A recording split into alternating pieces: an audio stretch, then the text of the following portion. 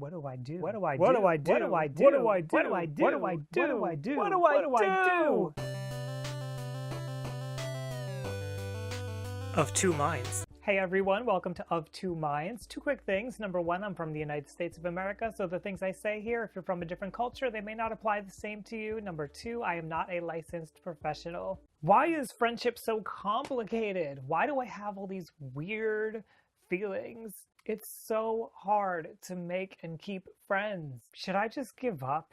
Well, here on Of Two Minds, we talk about mental health and what that looks like in the context of social situations and friends. This week we've been talking about consent, so for this video we're going to talk about keeping healthy boundaries between friends. Making friends has always been kind of complicated, and if you're from a generation like mine, you may remember a time when it was very different from the way it looks now, since social media has kind of taken over our lives. Social media has eroded a lot of the norms that we used to have for making friends and communicating with friends, and we're all still kind of adjusting to what that means. Hey Karen, we're all heading down to the park. Did you want to come? Communication is always going to be the glue that holds friendships together, and boundaries are a really important part of keeping healthy friendships intact.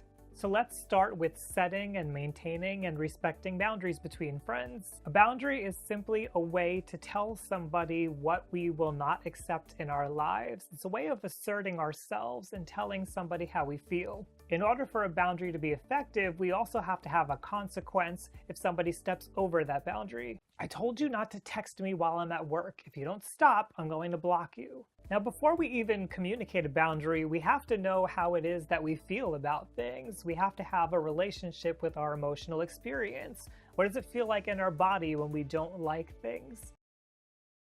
Everybody's going to feel things a little bit differently, and everybody's going to have different experiences that bother them. So you've got to take time getting to know yourself and what things feel like for you when you're not comfortable with them. Now, sometimes, especially in the beginning stages of getting to know somebody who could be a friend, we play with each other, we become a little bit aggressive, we push past boundaries, we try to joke and make fun of people. This is not healthy, and when it becomes a pattern, it becomes emotionally abusive. You can't have a healthy friendship when somebody's constantly pushing over your boundaries. So don't do it when other people set a boundary with you. Respect their boundary, and don't let other people do it to you. Set those consequences and follow through on them. I told you to stop. It's not funny, and I don't like it.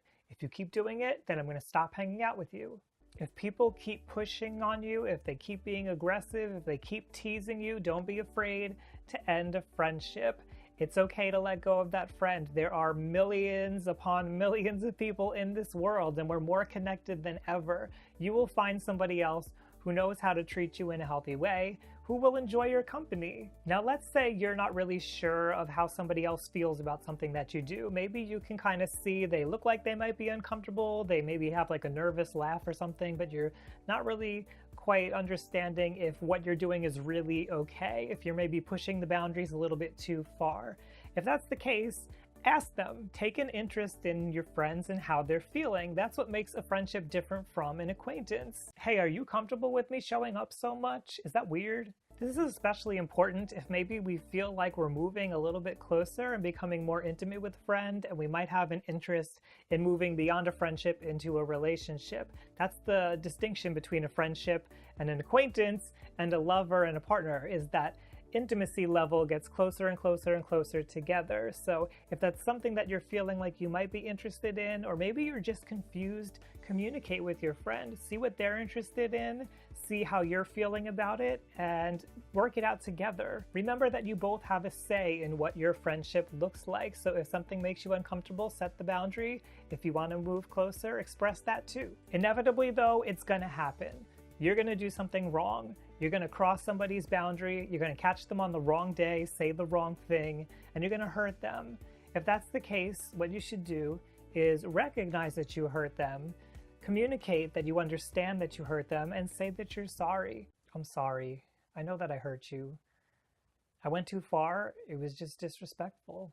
And on that note, know that it's sometimes normal for friends to just go missing for chunks of time. We all get swept away in life. We all get busy with projects and things that come up. So if somebody just stops communicating, don't necessarily take that personally.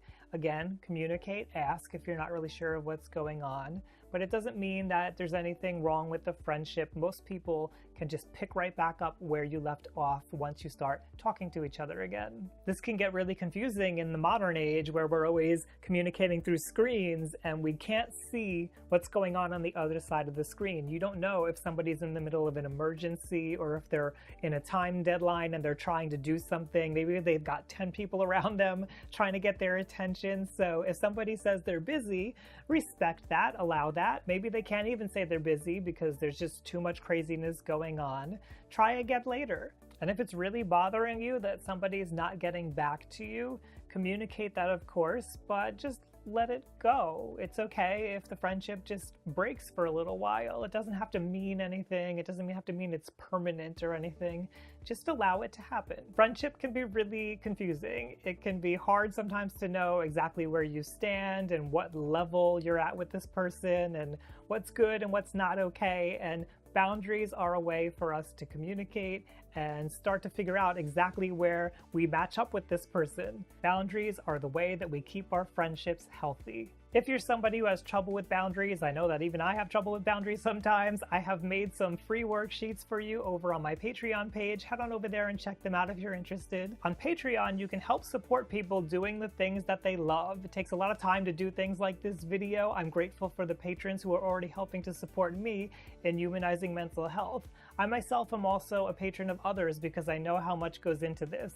If you liked learning about this and you'd like to learn more about your own mental health, why not go over to youtube.com/RyanLiberty, hit subscribe, and let's hear from you. Do you have any kind of situation where you're really not sure of what to do, you're confused? Maybe the community can give you some advice. Leave your story down in the comments below. Let's talk about it. Maybe you'll make a new friend here on YouTube. Thank you for joining me, everybody, here on Of Two Minds.